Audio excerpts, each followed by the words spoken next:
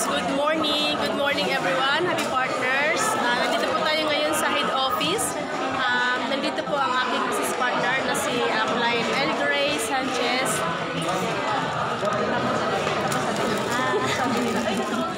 Bigla kasi maano to. Ayan po guys, nandito po kami kasi nag-purchase ulit kami ng mga products.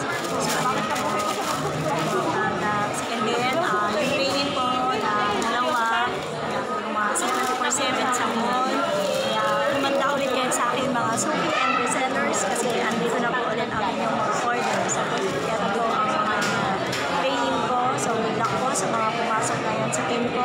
Pagtulungan po natin ang pangarap ko. So, back to you, my business partner. Upline, ano pala masasabi natin sa mga hindi pa member? So, advice naman po.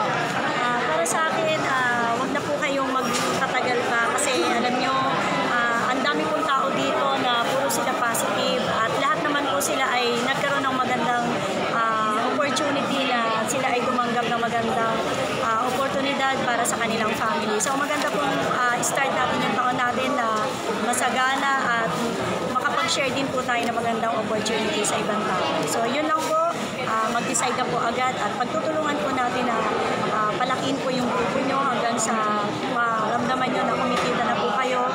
Malaking tulong po para sa pangangailangan ng family. Good luck everyone! Ayan. Para po sa mga hindi pa member, mag-decide na po kayo, huwag nyo na po patatagalin.